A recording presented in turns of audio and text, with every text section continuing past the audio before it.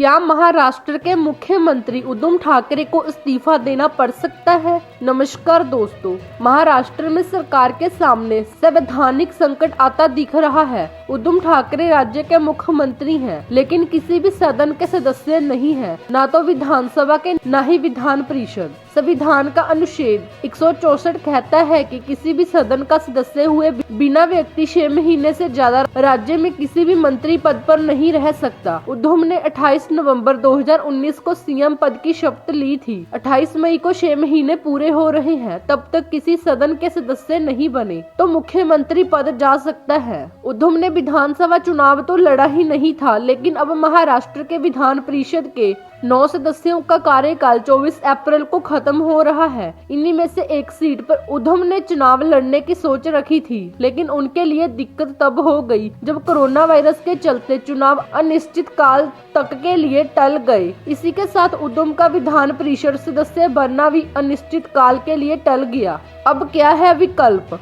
उद्धव ठाकरे के पास 2 विकल्प हैं। नंबर 1, राज्यपाल कोटे से उनके नाम की सिफारिश कर दी जाए और वो विधान परिषद के सदस्य बन जाए। नंबर 2, 28 मई को 6 महीने पूरे होते ही उद्धव इस्तीफा दे दे। 1-2 दिन के भीतर ही राज्यपाल की सहमति से दोबारा मुख्यमंत्री चुन लिए जाएं। इस तरह उन्हें फिर 6 महीने का वक्त मिल जाएगा। सुभाष कश्यप साफ कर देते हैं कि इन दोनों में से कोई भी तरीका नैतिकता के लिहाज से सही नहीं है, फिर भी कम अनैतिक तरीका पहला वाला ही है। और एक बात, इन दोनों विकल्पों में एक बात डिसाइडिंग फैक्टर रहेगी कि राज्यपाल क्या चाहते हैं, उनका स्वयं विवेक क्या कहता है। जवाब है कि देख रही है, एक्शन शुरू भी हुआ है। डिप्टी सीएम अजीत पवार ने 9 अप्रैल को कैबिनेट की बैठक की और उद्धव ठाकरे का नाम राज्यपाल कोटे से विधान परिषद भेजने की सिफारिश की। ये सिफारिश अब राज्यपाल भगत सिंह कोश्यारी के पास है। फैसला होना अभी बाकी है और फिर दूसरा विकल्प अपनाने का तो अभी समय ही नहीं आया है। ये इतना भी आसान नहीं है, मामला अदालत तक पहुंच चुका है।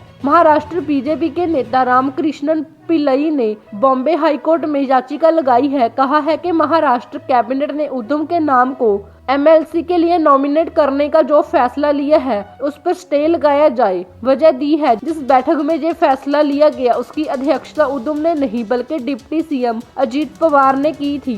इस नाते बैठक और इससे निकले फैसले लीगल नहीं हुए। हालांकि कोर्ट ने कह दिया है कि राज्यपाल की तरफ से कोई फैसला आने तक कोर्ट इसमें दखल नहीं देगा।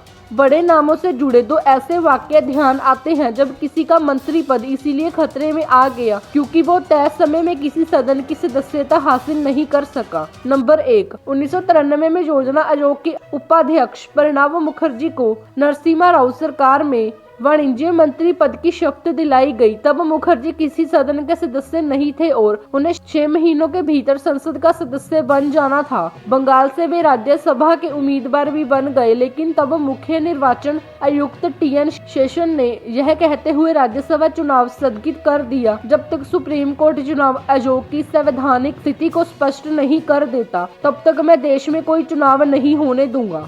प्रणब को इसका खामियाजा भुगतना पड़ा, उन्हें इस्तीफा देना पड़ा। नंबर 2, 17 अप्रैल 1999 को वाजपेयी सरकार एक वोट से गिर गई।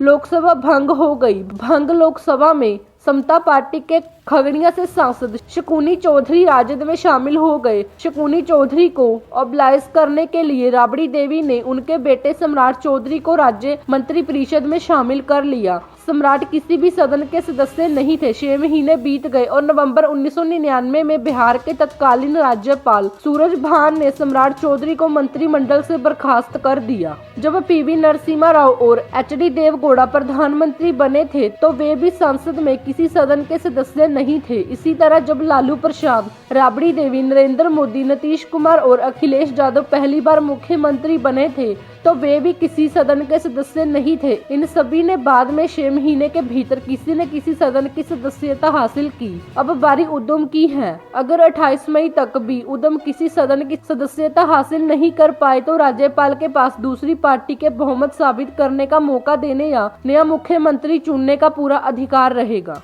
दोस्तों, अगर आपको हमारी ये जानकारी अच्छी लगी तो कमेंट करके बताएं, लाइक और शेयर जरूर कीजिए और आगे भी ऐसी खबरें देखने के लिए हमारे चैनल को सब्सक्राइब करना ना भूलें, क्योंकि हम हर रोज ऐसी खबरें आपके लिए लाते रहते हैं। धन्यवाद।